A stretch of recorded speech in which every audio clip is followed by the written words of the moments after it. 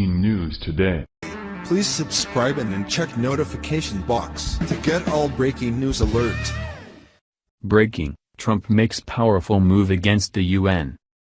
During the 2016 presidential campaign, Donald Trump often voiced his criticisms of NATO and the UN insofar as they drained America's coffers and harmed America's global interests.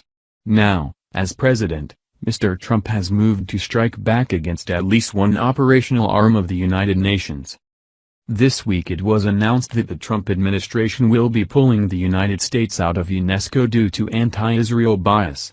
State Department spokesperson Heather Nauert reiterated that the U.S. is still interested in participating in UNESCO as a non-member observer. However, Nauert added that the Trump administration's decision to leave UNESCO was not an easy one. This decision was not taken lightly, and reflects U.S. concerns with mounting arrears at UNESCO, the need for fundamental reform in the organization, and continuing anti-Israel bias at UNESCO. The official withdrawal will go into effect on December 31, 2018. UNESCO may seem, to outsiders, like one of the more harmless organizations under the UN umbrella.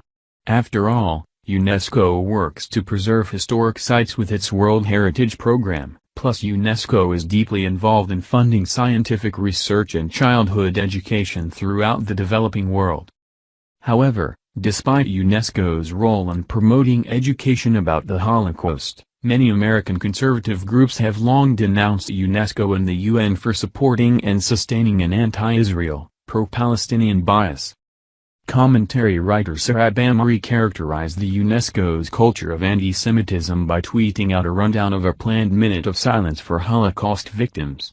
The moment was hijacked by a Cuban diplomat, who not only told the body that only the chair of UNESCO could call a minute of silence, but that his delegation and others were going to stand in silence for all the Palestinians who have died in the region. President Trump, like fellow Republican Presidents George W. Bush, George H. W. Bush, and Ronald Reagan, sees Israel as America's greatest ally in the Middle East. Therefore, the UN and UNESCO's culture of anti-Israel sentiment is seen as an attack on one of America's key international partnerships. While the announcement may have caught some in the media off guard, the U.S. stopped funding UNESCO back in 2011 after the body decided to include a Palestinian representative. Similarly, the United States pulled out of UNESCO in the 1980s due to financial mismanagement and a belief that UNESCO was being manipulated for political, specifically pro-communist, anti-West ends. America did not rejoin until 2003. Following the Trump administration's decision, Israel similarly decided to leave UNESCO. In a prepared statement, Israeli Prime Minister Benjamin Netanyahu congratulated the Trump administration for its bravery. "This is a brave and moral decision, because UNESCO has become a theater of absurd.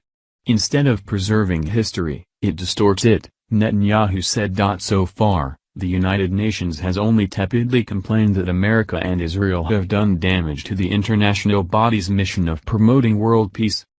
At the time when conflicts continue to tear apart societies across the world, it is deeply regrettable for the United States to withdraw from the United Nations agency promoting education for peace and protecting culture under attack, said UNESCO Director General, Irina Bokova. "This is a loss to the United Nations family. This is a loss for multilateralism." President Trump's decision conveys the U.S. strong relations with Israel, standing in stark contrast with the lackluster efforts of the previous administration.